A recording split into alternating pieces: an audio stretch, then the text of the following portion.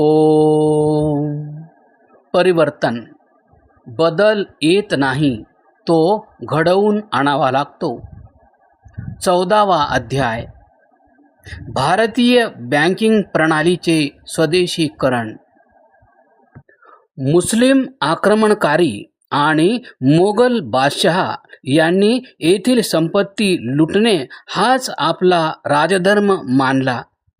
त्यांनी कोणतीही बँकिंग प्रणाली विकसित केली नाही. उलट बँकिंग केवळ सावकारांच्या भरवशावर राहिली.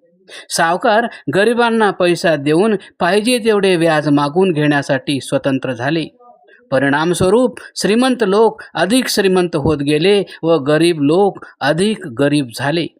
सामाजिक बांधिलकी आणि रचना या दरम्यान खूप बिघडत राहिली. याच दरम्यान गरीब व श्रीमंत यांच्यातील दरी जास्त वाढली. गरिबीसोबत ज्या समस्या व दुर्बलता येतात त्या याच काळात निर्माण झाल्या. सत्ता इंग्रजांच्या हाती आली. आधी तर व्यापारी ईस्ट इंडिया कंपनीच्या हाती सत्ता होती, तेव्हा तिचे कार्य प्रामुख्याने व्यापार करणे हेच होते. म्हणून त्यांनी आपल्या कारभाराच्या हिताच्या बाबी पाहत बँकिंग प्रणालीचा पाया घातला. इसवी सन 1640 मध्ये ईस्ट इंडिया कंपनी भारतात आली. 1683 मध्ये बँकही आली आणि वेगवेगळ्या ठिकाणी हळूहळू सावकारीच्या जागी बँका बनू लागल्या. परंतु या सगळ्याच बँका विदेशी भांडवलाच्या होत्या. म्हणजे असे म्हणता येईल की पैसा आमचा व तिजोरी इंग्रजांची. त्यांनी हवा तसा वापर करावा. भारत वेगवेगळ्या वेळी अनेक बँका उघडण्यात आल्या, पण त्या सर्व काही दिवसांनी बंद होत गेल्या. इंग्रजी सरकारी चार्टरसह उघडलेली पहिली बँक ऑफ कलकत्ता होती, जी नंतर स्टेट बँक ऑफ इंडिया बनली. आम्ही आधीपासून सांगत आलो आहोत की ऋषी दयानंद सरस्वतींची बारीक दृष्टी सर्वत्र गेली होती. ते भारताच्या गुलामीच्या अनेक कारणांपैकी एक कारण व्यापाराच्या क्षेत्रातील दुर्बलतेलाही मानत असत आणि स्वदेशी व्यापाराला बळकट करण्याचे आवाहन करत असत. त्यांच्या शिष्यांनी त्यांनी सांगितल्याप्रमाणे प्रत्येक मुद्द्यावर काम सुरू केले आणि स्वदेशीतून स्वराज्य या मोहिमेतच आर्य समाज लाहोरने एक महान पाऊल उचलत आर्य समाज लाहोरच्या प्रस्तावाद्वारे भारताच्या स्वतःच्या भांडवलावर सन 1894 मध्ये पहिली बँक पंजाब नॅशनल बँकची स्थापना करून इतिहास रचला. सर्वप्रथम हा विचार आर्य समाज लाहोरचे प्रधान नेते राय मूलराज यांच्या डोक्यात उत्पन्न झाला.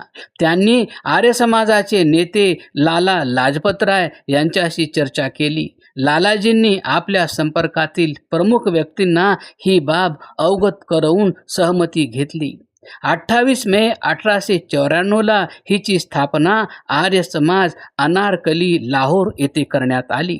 लवकरच आर्य समाजाच्या समोरचे घर किरायाने घेऊन तेथून सुरुवात केली आणि हिचे प्रथम खातेदार लाला लाजपतराय हेच बनले.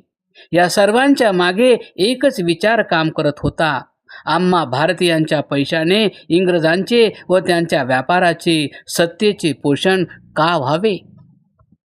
मुळात सांगायचे तर हे देखील आमच्या स्वदेशी आंदोलनाचेच एक अंग होते. पण हे पाऊल इतके शक्तिशाली होते की त्याने भविष्यातील भारताचा स्वाभिमान व आत्मविश्वास यांची पायाभरणी केली. भारतवासी आता या दिशेने मजबूतीने विचार करू शकत होते की भाषा आमची झाली, शाळा आम्ही उघडल्यात, वस्तू आम्ही स्वतः तयार करत आहोत, स्वतःच बनवलेले कपडे नेसत आहोत आणि आम्ही आता तर आपली बँक देखील उघडली आहे.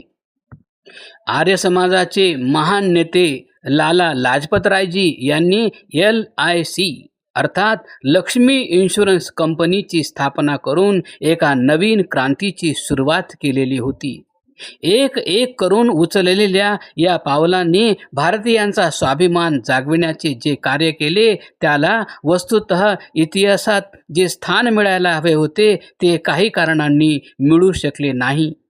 ऋषी दयानंदांच्याच प्रेरणेचा परिणाम होता की व्यापारी क्षेत्रात स्वावलंबी होण्याची महत्त्वाची भूमिका असणाऱ्या बँकिंग सेक्टरला सुद्धा भारतीयतेचा पेहराव चढवण्यात आला.